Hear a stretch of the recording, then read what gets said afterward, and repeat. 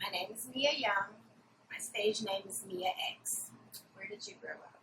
I grew up in New Orleans, downtown 7th Ward, on St. Anthony between Roman and Prier. What was the neighborhood like then? It was a wonderful neighborhood because the elders took care of us. Everybody was everybody's child. It was a neighborhood that was very rich in culture. Our grandparents told us stories and they shared all of their experiences with us. They taught us things, so it was an awesome neighborhood. Did you have musicians in your family? The Dixie Cups, Bobby and Rose. And who are they to you? They are my cousins. I call them my aunts. In our family, anybody that's old enough to be your mom or your dad or whatever is an uncle or aunt, even if they're a cousin. Right. And what about records that you heard growing up? What was played in your house? Everything was playing in my house.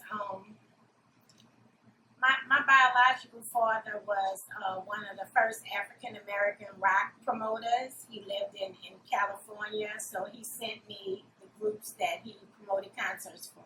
Chicago and Rolling Stones, Fleetwood Mac, when Patti LaBelle was in LaBelle, Natalie Cole, Earth, Wind and Fire, Bob Marley, Peter Tosh, Muta Baruka, Burning Spear. Everything was in my house. Everything. Even Millie Jackson's rap, I had to say it. And did you sing too, ever? You sang a little bit, right? Well, just like on hooks and stuff, but I never thought I would be any type of singer at all. What was your first memory when you were little of wanting to be something? What did you want to be when you grew up? Maybe before, did you always want to be a musician? Did you want to? Yeah, I knew that I wanted to be in entertainment. I wanted to work on the radio when I was like 4 or 5. But when I got to high school, career day, everybody was saying what they wanted to be, and I told them I was going to be a rapper, and everybody thought it was funny. What did you say? I didn't say anything. I just waited till my record dropped. So you grew up around the corner from Andy. You've known him for a long time. Yes. We went to elementary school together. We went to junior high school together and high school together. So, yes, like my brother. So New York Incorporated, you're young and, Denny D, he's Rob's cousin. And so what was the first time, were you all just hanging out? No, actually, they were a DJ crew, and it was just all guys. And they used to throw parties at this place that was called the Pentagon. It's another club now, but it's on the corner of AP2 Road and Miro. And this particular night, they were playing a lot of break beats, and they were asking people to get up and rap. And I remember my cousin saying, "You can do it, get up and rap," So I went on the stage. Because you'd written poetry, Yes. Obviously you'd done all this Since other third stuff. grade, I was writing the poetry. So, I was like, how hard could it be? I had listened to the Sequence records over and over. I listened to Sugar Hill Gang. I listened to so many hip-hop artists that were coming out and recording in New York. So I was like, I don't think it's hard. I just got up there, and Manny was like, I didn't know you knew how to rap. And then a friend of mine who was also from our neighborhood, Tanel, she got up there and rapped, and we became the first females in the rap group, New York Incorporated. And how did people receive you? The first time, that was that first performance, but were people like, oh, this is cute, little girl's doing it? Were people respectful? Very respectful. Because we was dope. That's the thing. At the end of the day, you have to be dope. It doesn't matter if you're a girl, if you're a guy. You just have to be dope. That's the thing about hip-hop, Especially now, you see, there are no color lines. There are no gender lines. Your qualification is you must be dope. We was dope. What was your favorite New York Incorporated performance that you remember? It was something, a scandal. big concert in the Municipal Auditorium. LL Cool J, Kool Moe Dee, Jazzy Jeff and the Fresh Prince, Salt and Pepper. It was everybody. We got the opportunity to open up for them. My brain was so wrapped around hip hop. I was always a really good student, and my grades began to slip. So my mama told me I couldn't perform. I went out the window, went to the concert. We got the opportunity to perform. It was awesome. The crowd loved us because they was used to seeing us perform. This was 1985. When I got off the stage, honey, my mama was backstage waiting for me, and she didn't come. My dad had a fly low Nova, and then he had this pickup truck that was beat up like Sanford and Son. They came in a pickup truck. My mom's dreads was just starting to come out, but they were wow, like the Lion King. And usually she wore her head wrap. She fixed me. She came with the wild hair, and she had these fiery hazel eyes, and she was like, "Get your ass off this stage. I told you you have 3 Ds and you couldn't rap at this damn concert." So I got embarrassed, but I still got to rock the stage. You've been involved with the Indians for a long time. You know, it's when you were little. Yes. Were there other Indians in your family? How'd that come about? Tootie Montana was chief of the Yellow Pocahontas. He is my grandmother's cousin. His son Daryl is now the chief. There were always Indians around me and in my house. My grandmother cooked, and she was very, very involved in our community. And so we had second liners. My grandmother and my great-grandfather, they were members of the Jolly Bunch. That was a second line club way back, like early 70s. And so that part of New Orleans culture has always been in my family from as early as I can remember. I always remember being at the second lines, even around people's necks, and going on the Huntersville. Jerome Smith is also my grandmother's cousin. And I was just always there, always in the midst of it, always watching my cousins and my uncles and my aunts sew, always watching them chant, always just listening to the words that they used and how they used those words in everyday language. So it was just something that I was always around. It's just like a second skin. And what's the connection between, musically, what's the connection between Harlem's rap and bounce and the Indians? How do you see it manifest itself? Because it's such a part of our culture. When we gave our contribution to hip hop, it was a lot of chants, and it was a lot of our original words, and it was a lot of the words that the Indians used when they masqueraded and when they chanted. We incorporated that into hip hop, and that's what gave us a sound that still stands out from everybody. A sound that's imitated over and over and over because it's a standalone sound. People don't understand the reason why it's a standalone sound is because it's part of our culture. You know, you're just not in New Orleans. New Orleans is in you. And when you have something to give to the world, New Orleans is going to come out. What were the people, aside from the women in your family, you had so many strong women in your family, what female performers did you look at? I mean, who were you using as a role model? You know, the women in my family were my role models because I was with them 24/7, and I was watching them succeed and fail, and learning my whatnots and my what tos. But as far as music, I fell in love with hip hop in '79. In 1980, the sequence made me know that I could do it because they were 3 girls, and one of the standout hip hop artists in that group was Angie Stone. She was Angie B. But hearing the sequence, hearing so many ladies, Pebbly Pooh was really, really good. Shy Rock, she was really, really good. hearing them gave me, like that courage juice. Like I could do this too. And so I just started turning my poems into music, taking my mom's records and scratching them, trying to loop them, and having her scream. Um, but because my grandmother cussed a lot, and I cussed a lot too as a child because I was the first grandchild, she had me with her all the time, and she would say, real hardcore things to people, and if they don't like you, Mitty, that's what she called me. They can kiss your ass. So. And this is your grandma you read the Yes. book about. Yes. So, Millie Jackson, I think it was 81, on a Live and Unrestricted album, she dropped a rhyme called I Had to Say It. That was the first time I heard a lot of cursing with rhyming. So at that point, I was like, oh, so I can curse too.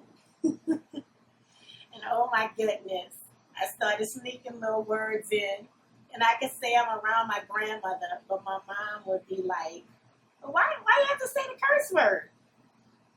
All of those words that I made you look up, and that's the only word you can come up with?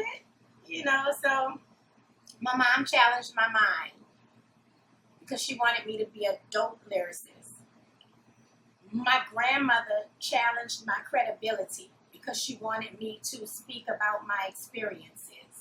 So with the two, I learned how to make a cool balance between this much profanity and this much know-how.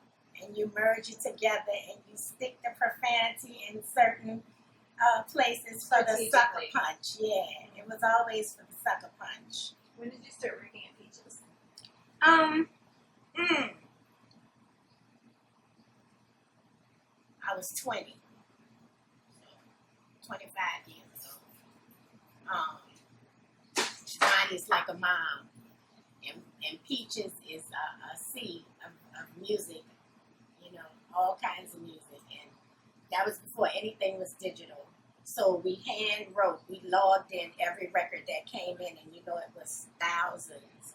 And Peaches was strategic because whatever your specialty was, that's what you did. A lot of people was like, it's like 8 of y'all working in there, but there were 2 different types of jazz experts and 2 different types of reggae experts and 2 different types of hip hop experts.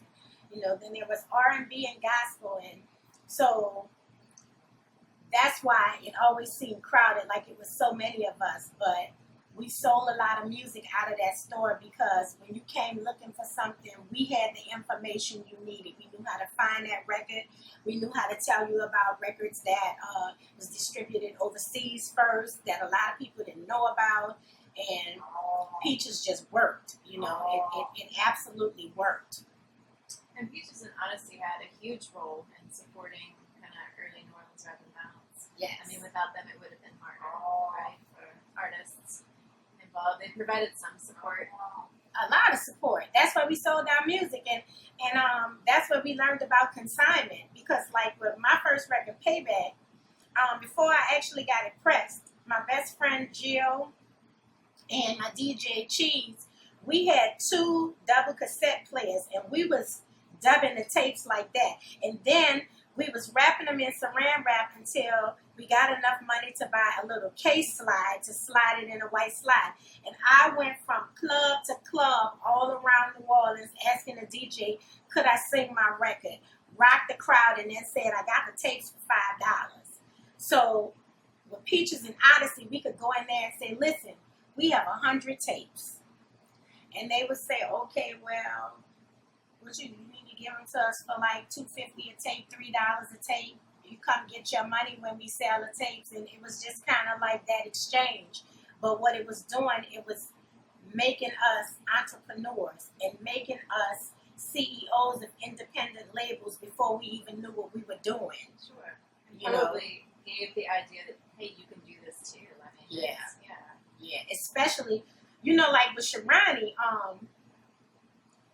I was always impressed with her because, all of the genres of entertainment are male dominated. Sharani was a big old shark, a lady shark, and handling her own and getting her bread. And as a woman, I used to just look at that, how she opened 7 days a week, and she just was about the hustle of moving the music and about exposing the artists. Her and Gary always made sure that they did something in their stores to let people know who was traveling and visiting New Orleans that there was a local scene. Her and Gary always did that for us. On one of these records, is a production credit for Chunky Fresh. That was DJ Cheese. Okay. I was wondering. Yes. At the time, Cheese's name was Chunky Fresh. He did all of the scratching on the record. We actually sat there and pieced together the record. You know, it was a hard record to do because when I dropped Payback, I wanted to take little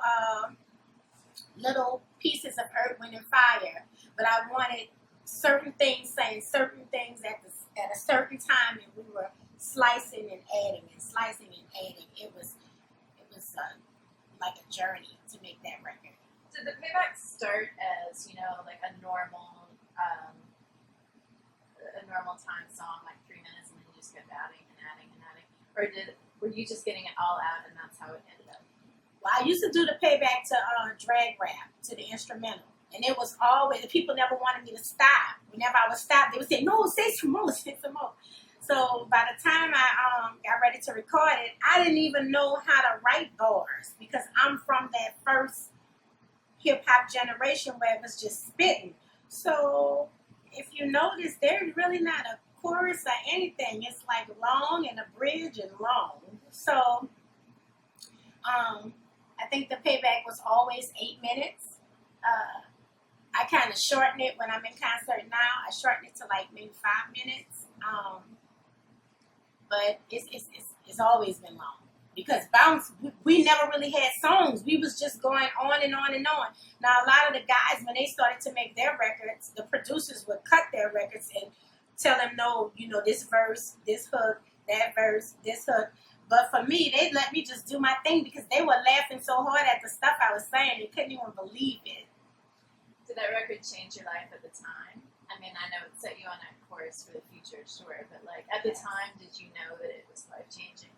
Yes, because I was about to graduate from hair school. And I had just passed state board. And then the Payback blew up. And so I was faced with this dilemma. I'm making $300 a night in 2 or 3 different places for 10 minutes. Whereas if I stand up in a salon, it may take me a whole day to make the $300. And I had 2 children. So it was like being in a shop all day while your children are at nursery, and then you don't get much time with them. Or I got to put them to bed and be at the club at 12. You know, I was back home at 4, got them up at 6, sent them to the nursery. So that's what it was with me and my friend Jill. She was with me every step of the way. Jill graduated from hair school and went on to go into the salon. So Jill would always come and curl my hair and everything. And, you know, I would do her hair because I still had clients that wouldn't let me go. But at the same time, I made the choice that I was just going to go all the way in and do this music. You know, I feel like I was born to do it. After my mom snatched me out of the concert, she really put her foot down and she banned me.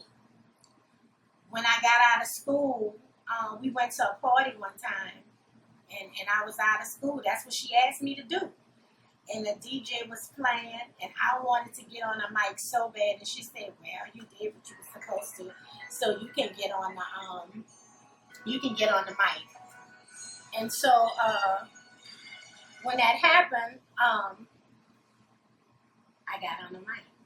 And my mama said, this is what you want to do. It's in your blood.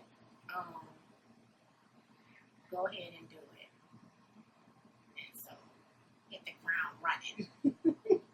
But he came down here. He was friends with Mr. Servon.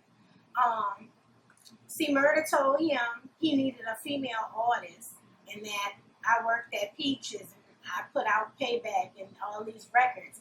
So he came looking for me. It was my off day.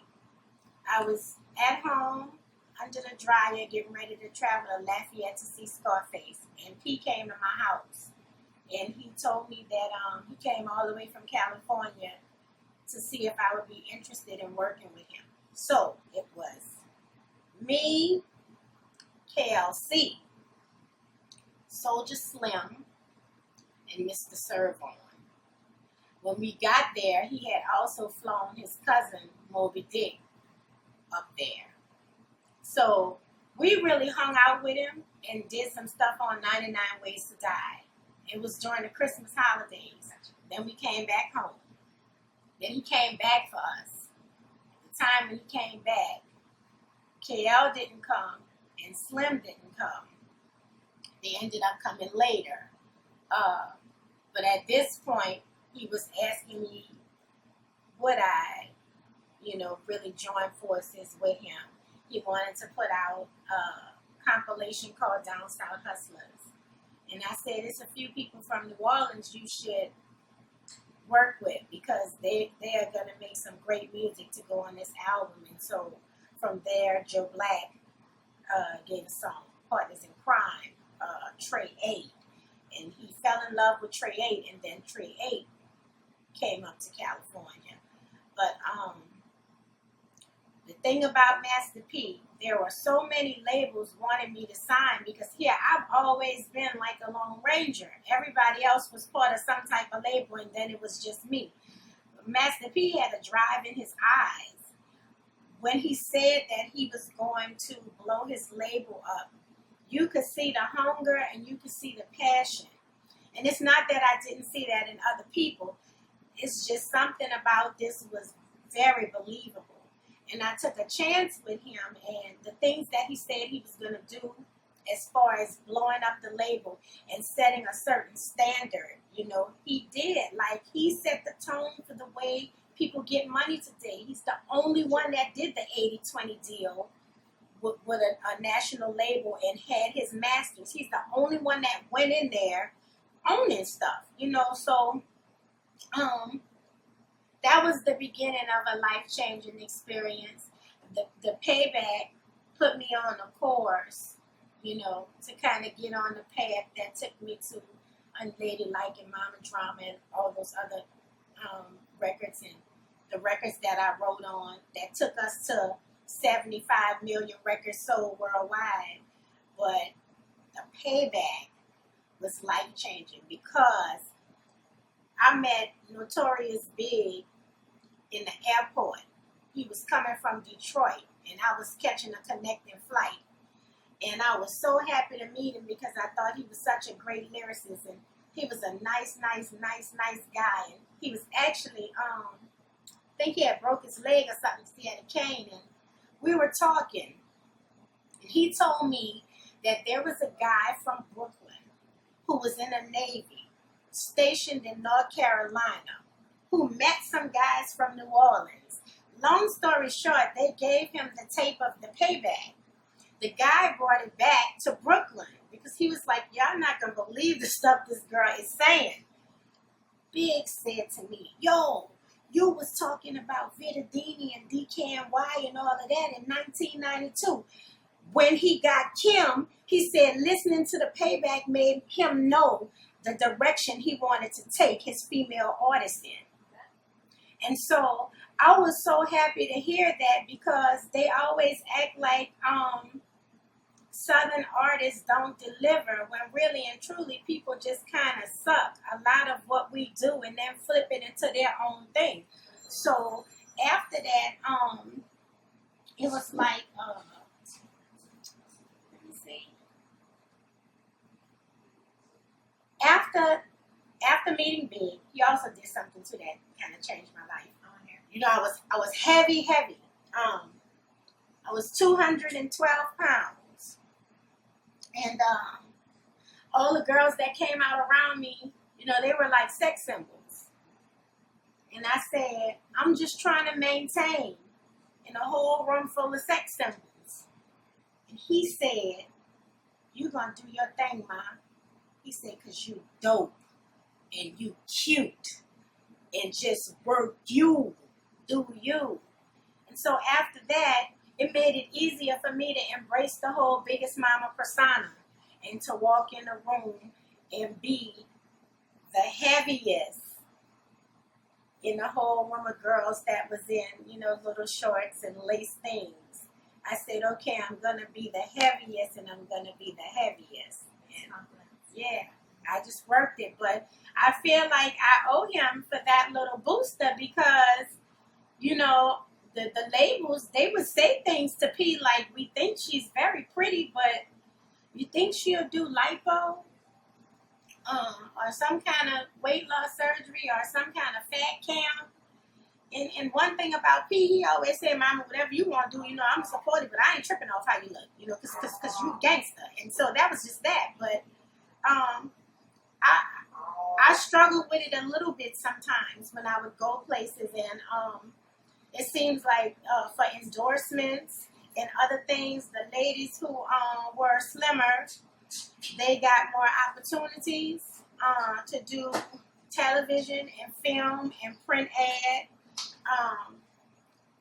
I see now a lot of plus size artists are getting the opportunity to do more things, but it wasn't like that for me. It wasn't like that at all. Was national fame hard? Yes. How? You're away from your family.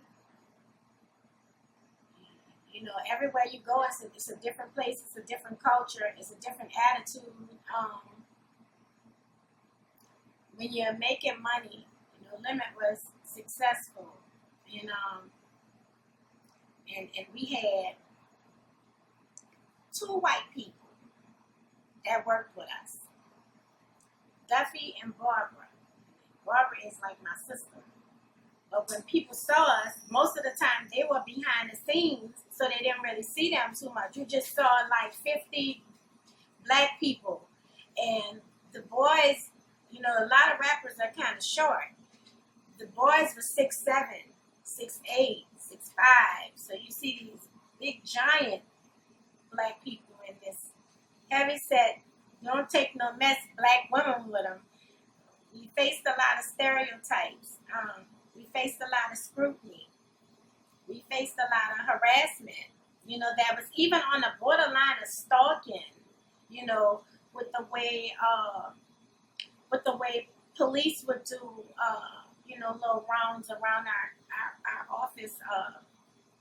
And when we were going places, the extra security that would be in the room, and sometimes it made you feel weird because you still have to understand through it all. We were young people. Since my children are mid-20s and late 20s now, I see the age we are as children. We still were kids, and we didn't really grasp our success. We didn't even know we had did things that was like gonna make history, not in Southern hip hop and in hip hop in general. We didn't have a clue. We heard about Forbes. We heard about Fortune. We heard about it. Then the same month, P was on the cover.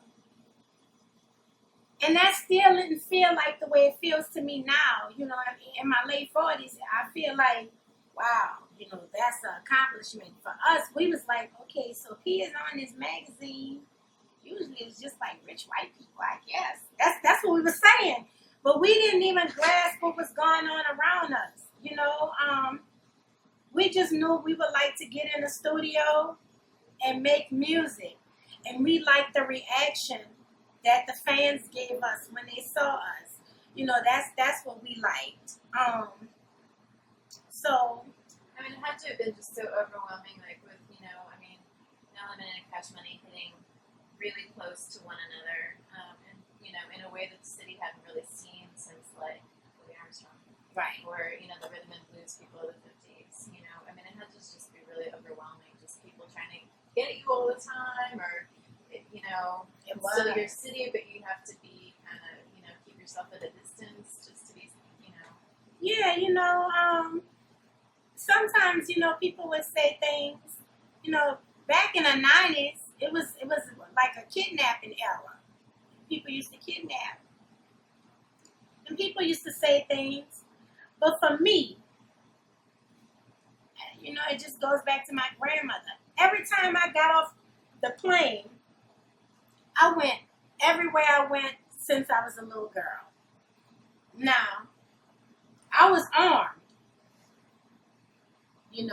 but I went everywhere. And I think even though you can blow up larger than life, it's important to still be tangible to the people, because everything gets cold that's once hot, and so because I kind of kept my feet on the ground, I could go everywhere. And sometimes it got overwhelming, because sometimes you don't feel like taking pictures, and you don't feel like signing autographs, and you don't feel like talking about music all the time, and you don't feel like answering the question, where Pete, where this one, whatever, this one, Sometimes you don't. But you have to step back and say, well, these people don't get to do this on a daily basis, and that's why they're asking. So you got to kind of like woosah and keep it moving. But yes, it was dangerous for us at times. It was overwhelming. Sometimes you felt like your body was covered with leeches, because everywhere you went, somebody needed $20. They needed their light bill. They needed this and that, and $1,000. Sometimes they asked for $20,000 like it was just water. It was a lot of stuff like that. But your people is your people, and they don't let you go, so you can't let them go. You are very respected, but very accessible these days. You're working here, doing this stuff. It's, really important, but you make sure that you're still part of the community. Do you have any problems now, or is everybody just, I'm sure you still have people showing up and trying to take a picture. Oh, yeah. All these things, of course. But yes, I still get my picture taken. Still, it's still the same. But you see, I was hardcore in the community when I dropped Payback. I was always about what was going on with New Orleans, and what was going on with the people in New Orleans, and what was fair to New Orleans and its people. So where other artists blew up and became these like, oh, we kind of people, they look at me as a respected artist, but they also look at me like, a mama in the community. If something is wrong, I'm going to show up and I'm going to speak out about it. Now, I didn't travel to too many clubs. I wasn't so much of a party animal, but I'm on the scene in the various communities. And it gave me, like, some artists come out and they can maneuver in certain portions of the city. Every nook and cranny of this city is mine. I go anywhere I want to go, because these people are my family. But I still get, even when I'm in the grocery store trying to make groceries with my bonnet on my head, I take pictures with my bonnet, my headscarf, whatever they ask. I'm honored, and it's always humbling that somebody wants to take your picture and they remember your 25, 17, 15-year-old records. I consider that a blessing, because these days we hear a record this summer and then we don't hear it anymore.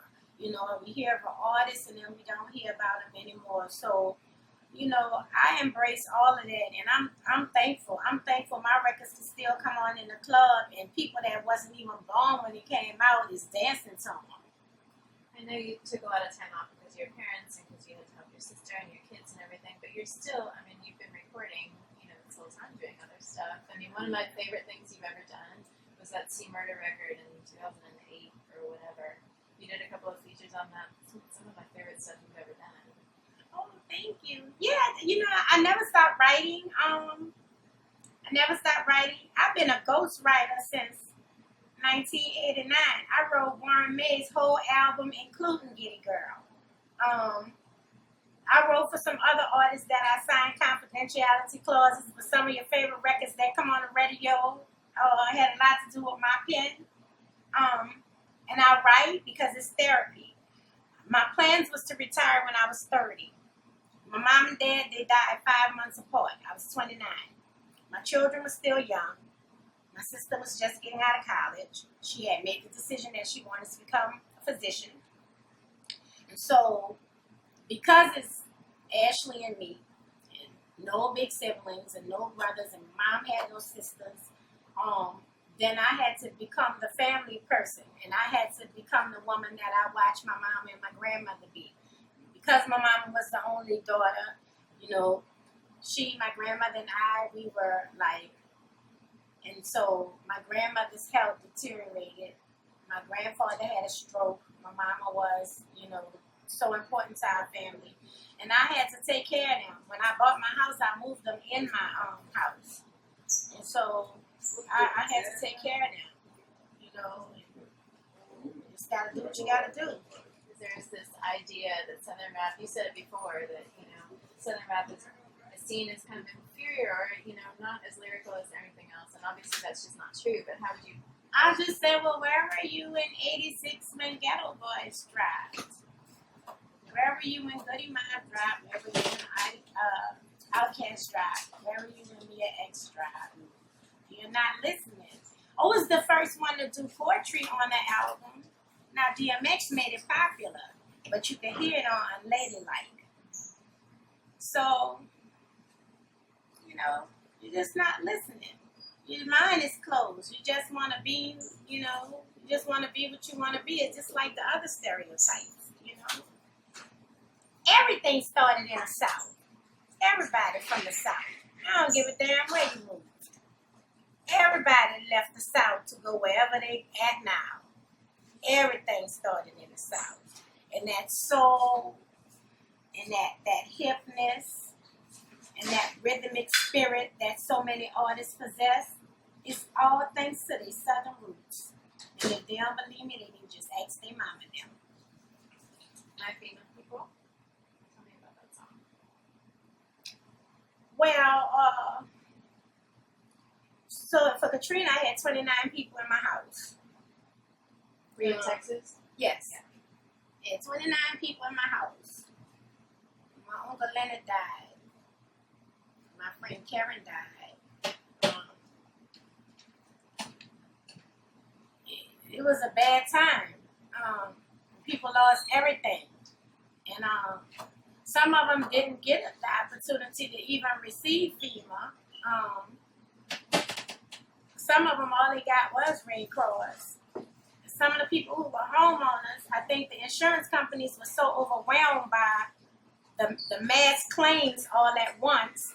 They were treating people like they had been paying insurance 20, 30, and 40 years. And everybody was having this waiting game placed on them. And the people was in a whole nother community with a whole nother culture in various states and cities. And the children was getting into fights. People was claiming they didn't understand the way we speak. They didn't understand how to pronounce the last names. And it was so many different things. And then at home, you know, it was a lot of violence. And so I was sitting with DJ Chicken, and I said, I want to do this record called FEMA People. And so he said, and what you going to do with it? I said, I'm going to give it to Wild Wayne for 504 Radio. And so he was like, okay. So when I did FEMA People, you know, I wanted it to be a bounce song. I wanted them to dance, but with every song, I also want you to think. And so I started it off, you know, that the niggas better stop pulling that, still about that rat-a-tat, even after Katrina said it don't want us back. Houston got a problem, can't wait to send us back. Got their own rednecks and niggas pulling X, you know, and I'm trying to tell the people, like, listen, these other cities got their own crime going on already. You got to kind of hold your mule. And even though you've been through one of the worst tragedies in American history, you got to try to hold this together. You can't get in trouble in these various cities and states, and you can't come home and be part of the problem in our own city, because at this point, they're ready to push the button on us. That was my whole thing. And I also wanted people from out of town to understand that Until you have put your children in 3 and 4 different schools in a matter of 30 days, you will never understand the psyche. And if you floated your children on a mattress because you got 19 feet of water up to your roof, you will never understand what we going through. That was my whole thing. You will never understand that. So that was the whole thing behind FEMA people. I wanted the people in other states to have some compassion. I wanted to be a voice for some of our people going through things that couldn't properly express it.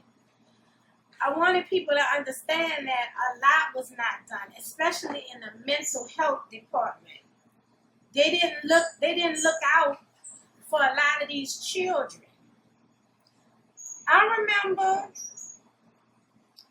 with my little cousins, they was drawing, just trying to ease their mind and coloring. We would buy a lot of stuff like, coloring books and puzzles and things. So people, they was laying on the ground. Their eyes was big and red. Their mouth was green. And their face was like black. So after she kept doing it, I'm like, well, kid, why are you making the people look like that? She said, because, Tita Mia, when we was floating and the children was on a neutral ground, they was dead and they was like this. And their eyes was big, but they had red meat, but I don't know how to draw the meat. And their mouth had grass in it. So it all made sense. And I was like, oh. She said, they smell bad. And I said, you wanted to help them? She said, yeah, because nobody wanted to get the grass out their mouth so that they could breathe, and nobody wanted to get the meat off their eyes so they could see, and nobody wanted to give them a bath.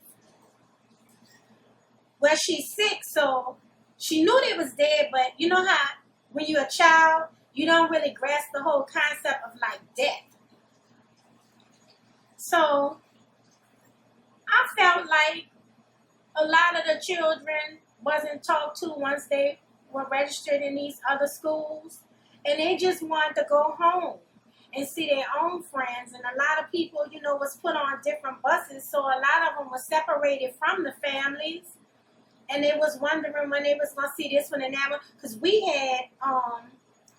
had my cousin's children like 2 or 3 months, and the mom and them was in a shelter in Mississippi. My sister got them, and they was in Texas with us. But like that separation from a mama, children need their mamas.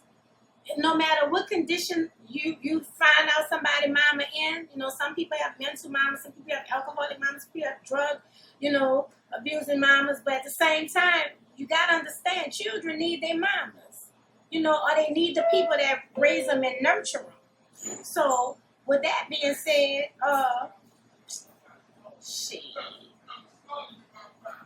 we just would look at the whole situation and be like, damn, it's really not enough going on, around here. There's not enough going on the mental side. And they're not understanding that a lot of people were stuck in dirty water for 5 days. And you just don't put them in another city and tell them do what you do. And you can't expect the citizens of the other city to be like, oh, welcome. They're looking like, where these people come from? Well, what is Louisiana doing? We was faced with all that kind of stuff and feeling like a refugee. And it made me feel like New Orleans is a third world country. That's what it made me feel like. It made me feel like that's the way we was treated. And that was the whole concept behind FEMA people. It was an outcry. At the same time, I wanted them to dance. I started a $2 night in Texas. I brought second line bands. I brought Mardi Gras Indians. I brought all of the local artists to come and perform for the people. I cooked free red beans and turkey necks and corn and potatoes from. And I tried to give them a sense of culture because, like I said, you don't just live in New Orleans. New Orleans is in you. And when you go other places and they're not doing that, I remember my children raising their hands in school as the teacher, when we get out for Mardi Gras. I remember my children asking people, well, what y'all giving up for Lent? And people in Texas going, what? What is Lent? You know, and my kids bringing king cake to school and bringing jambalaya to school. And, you know, we introduced a lot of foods to their classmates that they had never tasted because they had never traveled here. But people don't understand the emotional and how people here died of a broken heart. All these old people that died, they died of a broken heart because they was in their houses 50, 60, 70 years with all of their things and things that their mamas left them. And no matter how they try to play it off like the raggedy shotgun houses, these houses were passed from generation to generation to generation. And it was our stuff. No matter what it looked like to other people, it was our stuff from our people. And you hold things dear. Like I hold my grandmother robe dear and my mama's headscarf. And I found one of my mama's dreadlocks. And, you know, we hold those things so dear to us. And it was hard for other people to understand that because they had not been through it. When I went to Washington on behalf of the citizens here, and we were speaking on Capitol Hill, it was something came in my head that said the people up top better change their ways because we ain't seen the last of the rainy days. And after that, everywhere else started flooding. Now, they ain't get Katrina, but they got a glass of her water. And I think people can empathize a little more and have a little more compassion when we talk about Katrina. Because a lot of people say, you know, they still talking about that. Every time they want to bring up that, people died. My Uncle Lenny, you remember right before Katrina, Julie, what that storm came, How are we doing on time? 11 minutes. Cool. it was a storm that was supposed to be so big right before Katrina, maybe like the year before, but it was fake. It didn't do nothing. Oh yeah, I forget the name now. So my uncle, he had cancer. They traveled all the way to Dallas. Took him 20 hours. He was so mad. And he was saying he was never doing that again. Well, so he died for Katrina. And he and his wife talk about when the levees broke. Now, they're in their late 70s. Well, he was in his 80s. Nellie was in her 70s. And she was trying to get the key, and it fell. And how she went under the dirty water, and she said she felt like she was on the Titanic, and how she tried to get up in her 70s to the attic and hatchet her way out, and then rescued by boat. And her husband, you know, of over 50 years, he down there dying, and there's nothing she could do. But when you think of stuff like that, you know, you can't tell people they can't talk about it no more. We can talk about this all day. For real. 10 years out, you think the city's mostly come back? I see it coming back, you know. Only thing I want the city to do is just make sure they preserve this culture and these people. Because what makes people want to visit New Orleans is not what you see that's staged on TV. It's when you actually get here and you hear these people and you eat from these people and you have a conversation with them and they tell you their stories. That's what actually make it work, you know. But I think the city is coming back. Some things make me sad. Still see the markings on the houses. Some things hurt my feelings. But then some things make me smile. You know, New Orleans is a gumbo. My grandma always said it. All kind of people, and they all hooked up in kin some kind of way. And you don't know who's white, you don't know who's black, you don't know who's first cousins, you don't know who's brothers and sisters. So you need to be careful what you say when you say things about New Orleans people. We are family. But I want everybody that's running our city, I want them to hold this city near and dear and understand that it's the culture that makes this city thrive and that makes people want to visit it. And to try to do anything different with this city is going to hurt it because it's the only city in the world like this. What's the proudest moment of your career so far? You know what? Unladylike certified gold in 6 weeks. I had one video, and I didn't get a whole lot of radio play. And when the other ladies in the game was releasing 4, 5, and 6 videos, 6 weeks, that made me certified gold. And it made me feel good, you know, coming from a 7-wall shotgun house. Where do you have it hanging? So, okay, one is here. Okay. One is in the closet. They ain't been hung up yet. I had a few plaques made for people that I felt was special in my life. I had one made for my parents. I had one made for my 2 co-workers that sent P to my house. I had one made for my DJ. I had one made for Peaches. So if you go in Peaches, you'll see it. A couple of the people that I had them made for, you know, they lost them in Katrina. But that's one of my proudest memories. And meeting the people in the industry. I met some cool colleagues, you know, and just being able to sit down and tell younger people that I was a part of a movement. You could play an instrument, any instrument. What would you play?